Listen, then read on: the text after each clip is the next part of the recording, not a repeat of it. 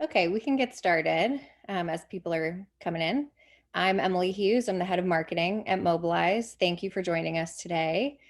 Couple quick announcements before I hand it off to Kit. One, if you have any questions throughout, feel free to drop it into the Q&A section or in chat. I'll try to answer some as we go along, but I'll save a bunch at the end to ask Kit so we can have a discussion about them. You can also just save it for the end and jump in and ask. The other thing is we will send out a recording. We always get requests for recording. So if you have to drop off early, totally fine. If you want to share it with a colleague, feel free to. You will have that in your inbox by midday tomorrow. So with that, I will hand it over to Kit Rosen, our partnerships manager. Awesome. Thank you, Emily. Hello, everyone. Thank you so much for joining us.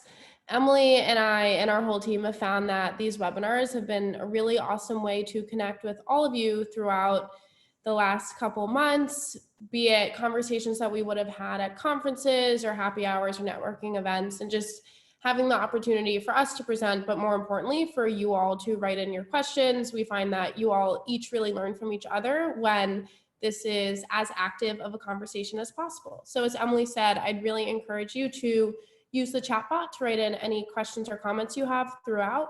And then Emily might pause me during the presentation to answer some questions, but we'll mainly look forward to answering all of those at the end. So without further ado, let us begin. A quick agenda. We already went through introductions. I will give a brief about Mobilize so you all know who we are and what we do before we talk about the meat of the presentation, which is our most creative events we've seen on the platform this month. So before I get into it, we just have been so amazed and in awe of all of our partners for the way that they are continuing to mobilize their supporters throughout this difficult time. So I think that it's been really fun for us. In the past, a lot of our partners have stuck to the traditional organizing methods. So your postcards, your phone banks, your canvases, and we've really seen your organizing chops come through with all of the unique ways you are continuing to advocate for the causes that we all really care about through these unique mobilization ways. So as Emily said, my name is Kit Rosen. I'm a partnerships manager here at Mobilize. We generally like to put our hobbies or a hobby or two on these pages so you all can get to know us. I have put two of the things that have gotten me through this quarantine, which is baking. I love to bake and I love to eat the items I bake. And then Franklin, this beautiful golden retriever puppy that you see right here. So this is me in a very small snapshot. So let's chat about Mobilize.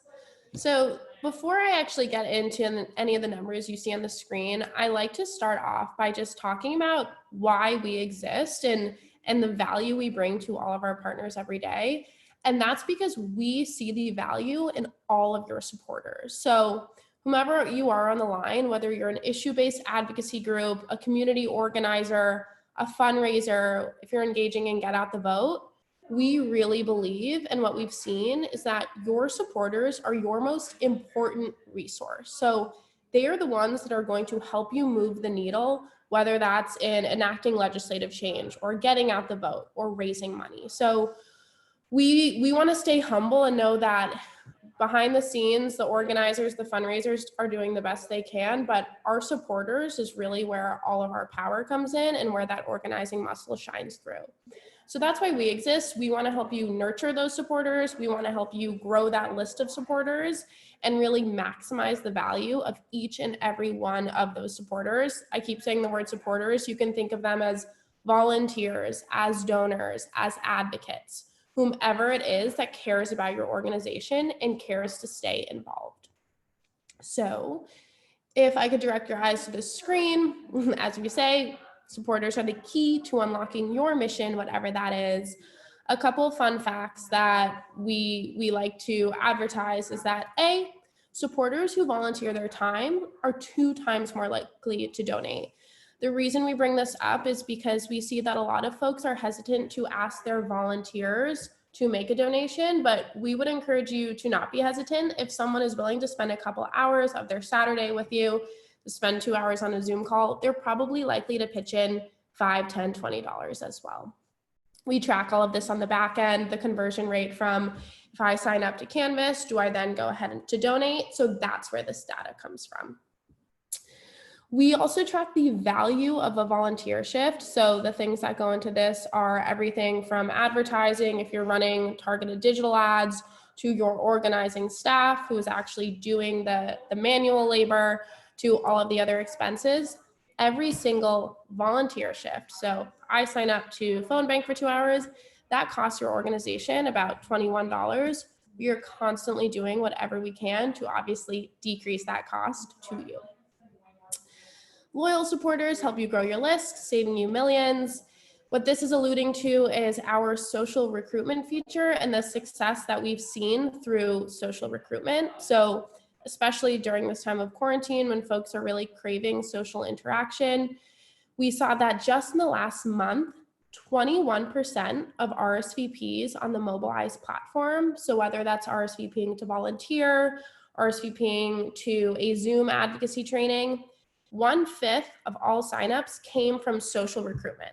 So that came from me as a volunteer sending this event that I'm looking forward to out to my Twitter followers or on Facebook or an email. So social recruitment is huge. You are able to facilitate that through Mobilize, and we encourage all of you to really take advantage of this. Again, as I said, especially right now when a lot of us are quarantined and really craving community and friendship. And then the last stat that we include is 1 volunteer shift is roughly equal to 1 new vote. So this is obvious to folks who are really engaging in voter registration, but even if you are an issue-based advocacy group, obviously there are certain folks that if we elect will be more likely to enact just policies that we're advocating for. So always making sure to tie your volunteers to votes, because we see that that is fruitful, and that's a stat that we come back to again and again, and we want to make sure that you're aware of that and you're tying that into your organization's strategy. Last thing that is not on the slide, but that I want to emphasize right now as folks are thinking about list growth, because obviously that ties to the number of dollars you're bringing in, that ties to the amount of press you're getting, is that we have the option for anytime you host an event on Mobilize, you can ask folks if they want to opt in to your mass texting program, if you're engaging in that. We saw that during the month of April, 27% of signups, so over a quarter on the Mobilize platform holistically, opted in to that organization's mass texting program. So I've heard from our partners that list growth is pivotal right now, not just nurturing that list, but growing it. And then obviously when this is all over, converting those folks into offline volunteers. So thinking about how just having your events on Mobilize and utilizing that opt-in can be really, really huge to that list growth, which obviously affects your political work, your communications work, etc. So moving on, I hope I've made it clear that we are laser focused on helping you drive more action more easily to achieve your mission. So we do this through a 3-pronged approach. I've alluded to many of them, but just to make it really explicit. And then when we talk about the actual events that we've seen on the platform this month, it'll be very clear which of these events is tied to each pillar. So the 3 pillars that we boast are A, recruit volunteers easier. So we want to help you grow your network of supporters. So that comes from the social recruitment that I just was mentioning. That comes through integrating with whichever CRM you're currently using and keeping that data really, really clean and just watching that list grow. The next is increasing that supporter engagement. So what I've heard from a lot of folks right now is that you're focusing on either increasing your number of donors or your advocates or your volunteers. We want to keep in mind that those different groups of supporters don't have to be siloed, and it's really easy to convert, for example, a volunteer into an advocate or an advocate into a donor. So we facilitate that supporter journey and make sure that there are no dead ends, that if I'm willing to volunteer for you 5 or 6 times, I'm probably willing to write a letter to my member of Congress on your organization's behalf, or give $20 after that 6 volunteer engagement, because I clearly care a lot about your organization. And then the last piece of this is this network effect. So we're up to almost 2 million volunteers that are in and out of Mobilize. and up to thousands of organizations that are using Mobilize. Each and every one of you is benefiting from the network we've built. The more organizations that are on Mobilize, the more eyes, the more supporters that see all of your content. So this is a huge driver of list growth as well as the coalition building that is happening behind the scenes and getting all of these wonderful progressive organizations on Mobilize, showcasing their work in the same place. So without further ado, let's showcase some of our wonderful partners' work of the last month. So we've grouped this just to make it a little bit more digestible. So I'll start out with phone bank. So all of the ways that folks are engaging with their supporters and advancing their causes through phone banking. The first is, I'm smiling so widely because I love this. So Meals on Wheels in Ohio and Kentucky has been engaging with wellness, or has been facilitating wellness checks to seniors in the area. So they have been asking volunteers, it's generally in Ohio and Kentucky, but there's no reason why nationally folks who care about this issue can't jump on to place calls through an auto dialer to facilitate wellness checks to elders in Ohio and Kentucky. So they actually launched a pilot of this program with trained social workers. And then when they saw basically how much it meant to all of these seniors who were receiving calls and how many of them really did need groceries or their medicine or whatever it is, they opened it up and they posted it on Mobilize to recruit volunteers to go ahead and make these calls. So they are a group that is really benefiting from the network effect because they're a regional group being listed on Mobilize's site with all of these national organizations and with folks across the country looking at Mobilize. They were able to recruit hundreds more volunteers than they previously had to place these wellness checks. And then you can see in the first bullet, they're actually recording all of these conversations to ensure that when a senior does indicate that they do have a need that hasn't been met, all of that follow-up is being done. Because obviously anyone who's phone banked before understands that if you're making 15 calls in an hour, it's hard to keep everything straight. On the back end, Meals on Wheels is listening to that data and ensuring that every single person who was called receives the needs that they said they had. Next is AOC is doing phone bank. So this is pretty similar. She's also engaging in wellness checks. The difference here is that obviously she is an elected official, and I think this is a really special example of an elected official engaging in wellness checks for all of her constituents. It does not matter whether or not they voted for her.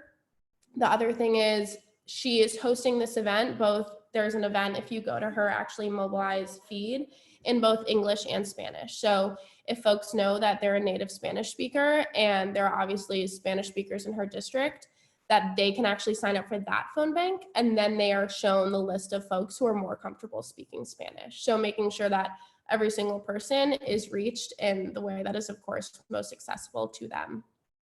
Just a funny anecdote. I was on the phone with my friend the other day. She said, kid, I got to go on phone banking. And I was so excited. I was like, oh, for which candidate? And she said, oh, no, I'm doing AOC's wellness check.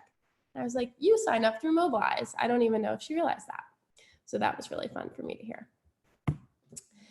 Texting Tuesdays with People's Action. So this is something that we've seen really popular for younger volunteers. So for millennials who, for whatever reason, don't want to talk on the phone but are more comfortable texting, their People's Action is facilitating the same exact idea in regards to wellness checks, but they're doing this through texts. This is a repeatable event every Tuesday that you can do from anywhere.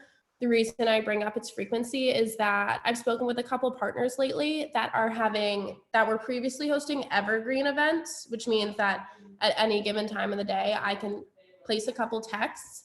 They weren't getting huge signups, and we conjectured that maybe it was because it was evergreen and folks didn't feel as compelled to make those texts. And so we landed on actually having it be a repeating event every Saturday or every Sunday. I do think psychologically this often yields higher RSVP numbers just because folks think of it as an event on their calendar. On Tuesday, I'm going to sign up to make these texts. Just something to keep in mind. I would encourage you to play around with your RSVP signups, thinking about times and dates and the cadence at which you're offering these opportunities. I know for the particular group I'm thinking of, switching their phone banks to being at any given time to every Saturday, I think they did it from 10 a.m. to 12 p.m., was far more successful for them in terms of getting folks to sign up and show up. Great. So the next big bucket is advocacy events. So we have a ton of C4 partners who are engaging in really creative ways right now. Previously, just for a little bit of context, a lot of our partners on the platform, most of their event were call your representative campaign. So X bill is up for a vote. Make sure to call your local rep or senator, wherever the bill is, and advocate yay or nay. Obviously, well, the Senate's back, but the House is still out, so there aren't as many opportunities to engage with folks. So what we're seeing is that people are coming up with really out-of-the-box ways to engage with their supporters. So first thing we're looking at is by a local indivisible group. They are engaging in pandemic postcarding. So postcarding to actually get out the vote. This is really fun. So they had everybody bring their favorite alcoholic or non-alcoholic drink. And first they made it very clear how to actually access the postcards on their Mobilize page. And then everyone came together at that assigned time to write their postcards to encourage other constituents to vote. This is another example of where I think having the assigned time for everyone to pull up their Zoom and connect with local folks, this was in the Acton-Area, to write those postcards drove a lot of RSVPs because people were really excited to complete this task with other folks on the line. Also, I think that they had targeted this event to folks who were a little bit new to the space. So obviously it's helpful if this is your first time postcarding to have other people on the line who've done it before. If you have any questions. Earth Day rally. So this was a crowd favorite for my team on Mobilize. I am actually not an Animal Crossing player. I've never played the game, but it is a very popular computer game. And NextGen, their Nevada affiliate, did an Earth Day rally on Animal Crossing. So I hope I don't sound silly since I've never played the game, but everyone logged onto Animal Crossing and attended this Earth Day rally in the game, which I just think is so incredibly clever and fun for folks who enjoy video games.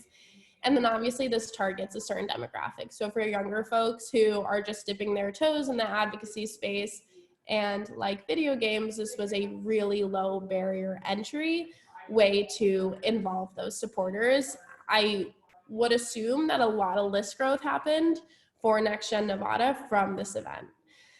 So something I just mentioned was low barrier to entry. Something that I have been chatting with a lot of our partners about is offering really low barrier to entry events. So a computer game, a very, very small ask. This is a lot of fun. Thinking about the elevated stress levels that folks are experiencing, making an ask of your advocates that is very small and is just an augmentation of their daily life as opposed to a deviation, asking for an additional 2 hours of their time, is something that we've seen work really well.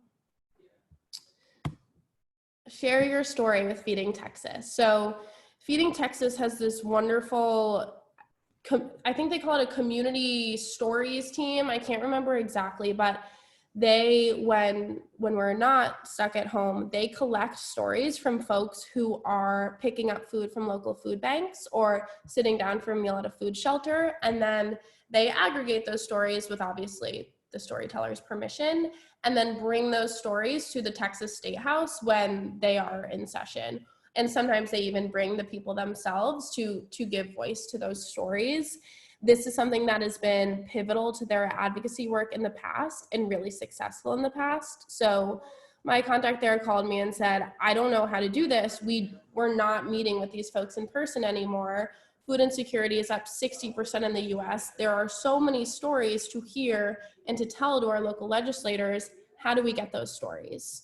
So what we decided together was that they would host an event on Mobilize called Share Your Story for Food Justice. There are several different time slots for folks to sign up to tell their story. And when they sign up, they're told, thank you so much. We so appreciate your time and we look forward to chatting with you. We will call you during the time slot that you've elected.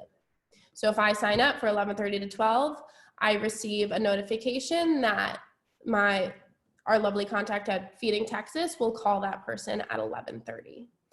So this is really exciting for them because they had their program completely on pause for a while. They were able to restart it. And then furthermore, this is a great example of the network effect. The Texas Democrats are a partner of Mobilize. They advertise all of their events on Mobilize. They saw that Feeding Texas was hosting this event and they said, this is wonderful. We need to collect as many stories as possible.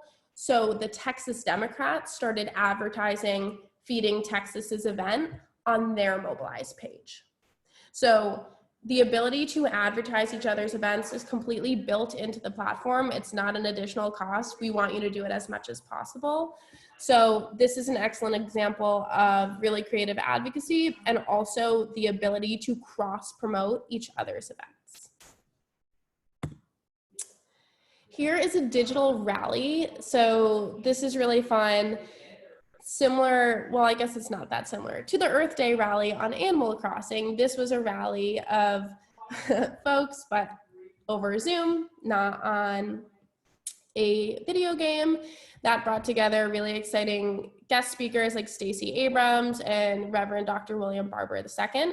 So folks called in, all wore green to display solidarity. And after I think Stacey and the Reverend spoke for about 15-20 minutes in total. And then all of the folks who called into the Zoom got to ask their questions and make their comments. This is just, we've all been a part of those massive Zoom calls. I think it was a really special experience for everyone who called in to all be wearing green and to get to hear from these really special community leaders before opening up the session to, I think it was kind of like a forum after that, with the leaders answering questions, but also just a community chat. Earth Day climate strike. So here's another one. This was really fun because this was tailored again towards younger volunteers. So this is another NextGen event. They have a lot of creative ideas for younger folks. So for this one, they had the event and they said, before the event, we ask you all to send in a photo of yourself doing something that shows how you are working to protect the earth. So a lot of folks sent in pictures outside, caring for the earth, whatever that was. And then during the rally, not only did they have an opportunity to meet and see others that care about the same issues, but NextGen had put together the collage of photos and everyone got to show off what they had done. And it was obviously a really special event for the community. This is a great example of building community now. So then again, when hopefully this is over and we can correspond in person again, that collage is going to be such a special example of what they did to build community when we were all stuck at home, and will be sent out as a reminder that regardless of the circumstances, we believe in the same thing and we're out here fighting for the exact same mission. Town halls. So town halls, I think a lot of us used to think of them as primarily just for electoral candidates. And now obviously folks are getting really creative. So let's take a look.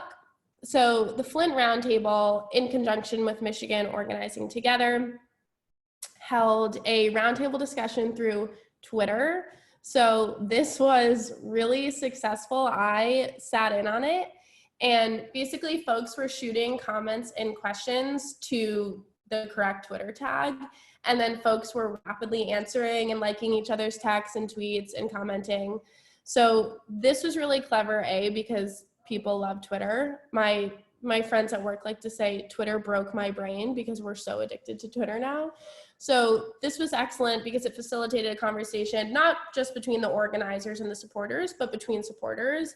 And then also, as you can see on the screen, this is huge for list growth. So you can imagine that probably most of the folks who took part in this roundtable went ahead and followed these organizations on Twitter after they had this extremely engaging event on Twitter. And I imagine some of the supporters probably gained Twitter followers too, which we all love. This is a mental health panel. So this is awesome. Arati for Congress, Dr. Arati, I don't want to mess up her last name. She is a neuroscientist and is also running for Congress. And her campaign saw a really special opportunity to gather other experts in the mental health field to hold a roundtable to talk about basically ways that we can all help each other get through this, special coping mechanisms, things like that. So this was not something that she did to advertise her campaign. This was a really wonderful event that I think everyone who participated benefited from and learned a new way that they can continue to help others and deal themselves with this craziness and difficult time that we're living in. They, similar to a lot of Zooms that you've probably taken part in, they give folks the opportunity to submit questions ahead of time or during the event on Zoom. This was really important to them because obviously some folks wanted to ask questions but wanted it to be a little bit more private and didn't want their name associated with the question. That's why they allowed folks to ask questions ahead of time. And I know a lot of people took them up on that. So when you're hosting an event like this, obviously it's really important to think of the privacy implications and offer different avenues for folks to come forward with comments or questions. And they did a really excellent job with this. This is a weekly Q&A. This is Joe Kennedy, who's running for Senate in Massachusetts. He is hosting these weekly, as you can see, basically Q&As about how, as a Mass native, I am intimately familiar with them, about how the Massachusetts state government and then of course federal is continuing to adapt to the pandemic. It's really hard, I speak for myself, it's very hard to keep track of all of the different ways that the multiple governments are reacting and all of the different guidelines that they're putting out. So he basically runs through all of the things that local communities should know.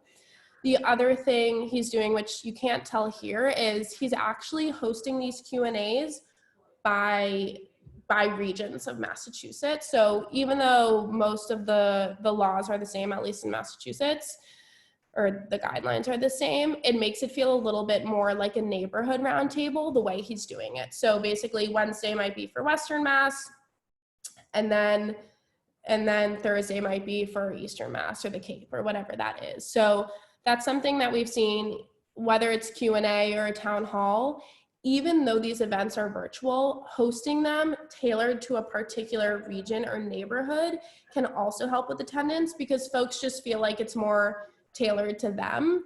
And also in terms of peer-to-peer advertising, thinking about, oh, great, I ran into my neighbor on my social distancing walk and I let them know that this local official is hosting an event tailored to Western Mass individuals.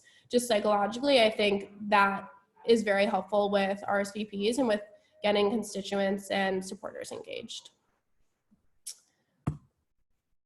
And then the last category we have here is social. So I want to emphasize that all of the different ways that I've already seen are very easy to facilitate social recruitment into.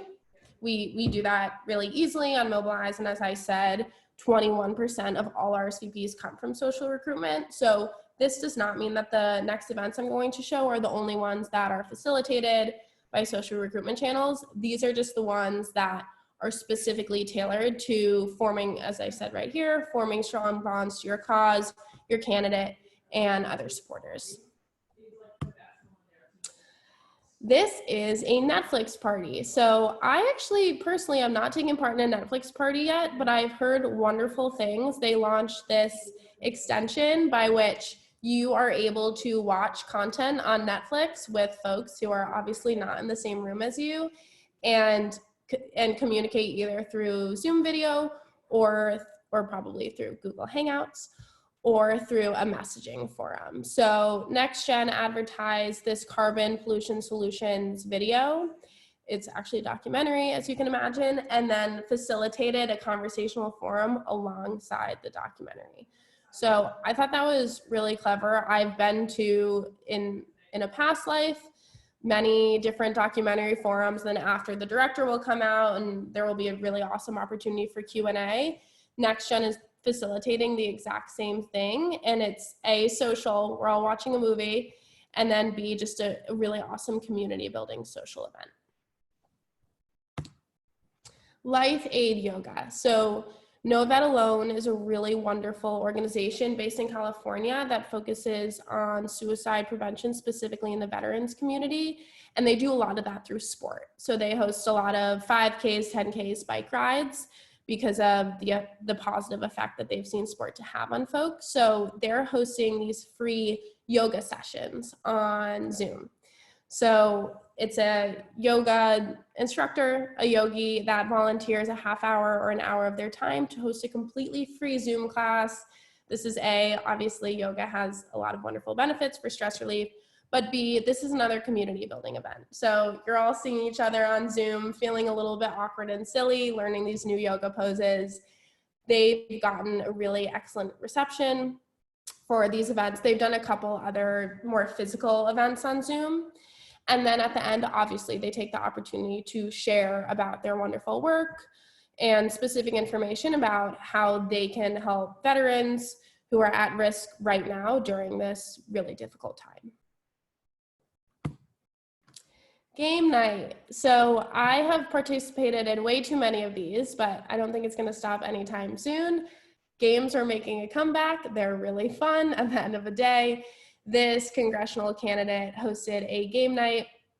All they had to do, really low barrier to entry, is bring a pad of paper and a Sharpie, and the entire Zoom call played this one game with the candidate. I think that is such a clever idea. If someone were running for office in my district right now and I knew I could play a Zoom game with them, I would certainly love to do so.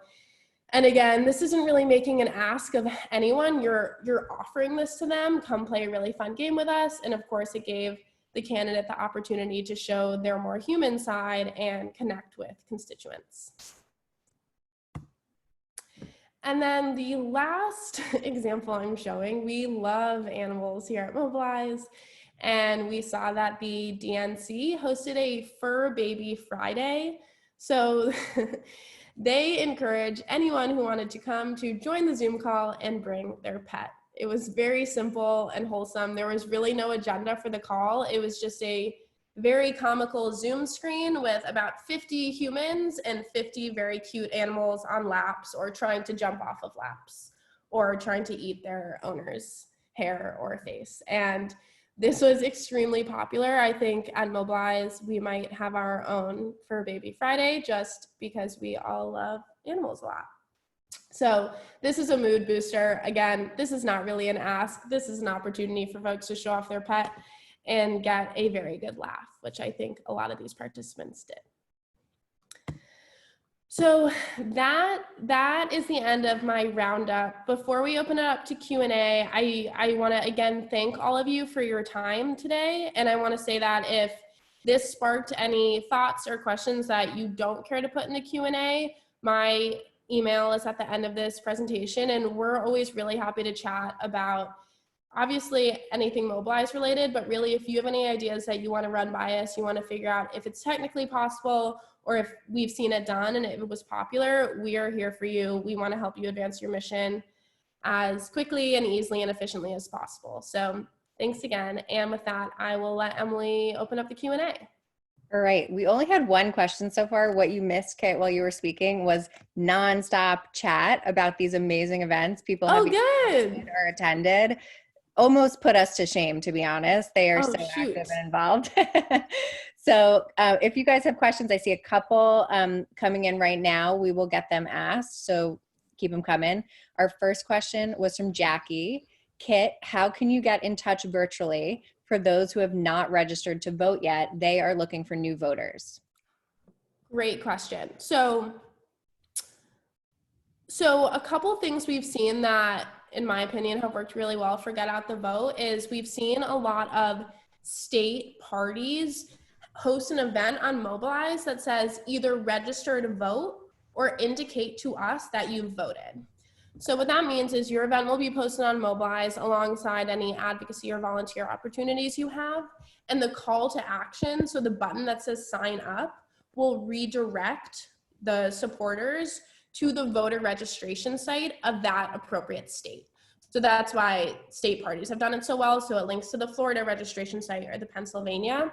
So that's the way that I would recommend technically doing it. The other part of that is that if I have registered to vote, I can simply click there and indicate that I have, and still you have my data. So now you know that I've registered to vote and you have my data, so you can engage with me again.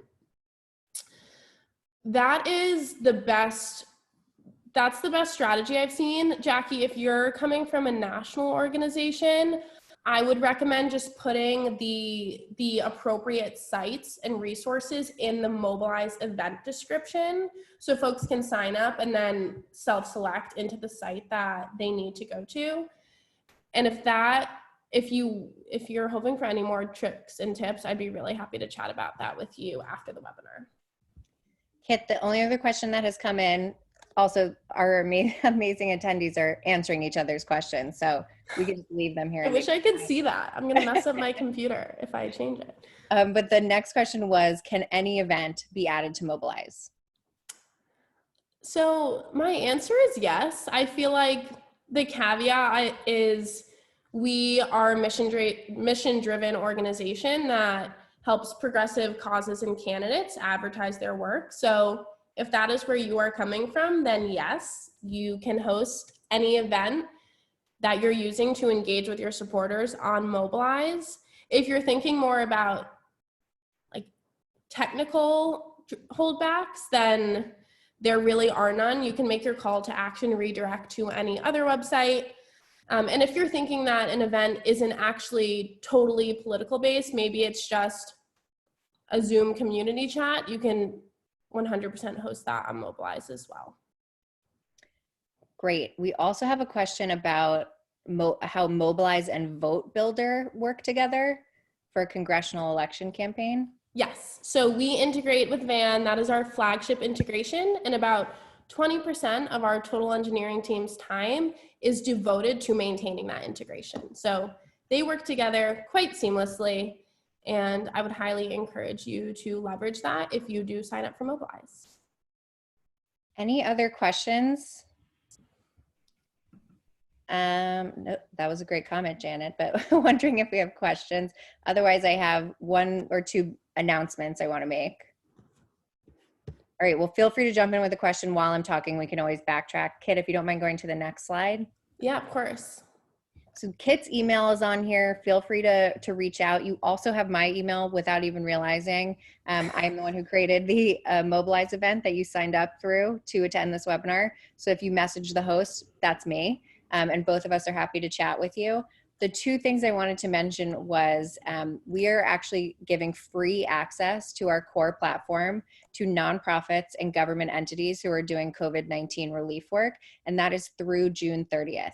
So I put the link on there so you can go on if you are a nonprofit, if you are doing rapid response work as a government entity, we would love to work with you. The other big announcement, you may have noticed some of the images on these slides were from a site called volunteerfromyourcouch.com. That is something we are powering to get some even more eyeballs on the amazing work that our partners are doing during this pandemic.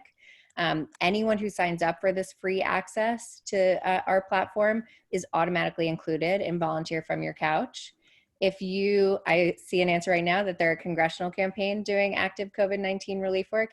Yes, you would count. So if you are on Mobilize's platform and you are doing COVID-19 relief work, we will feature you on Volunteer from Your Couch.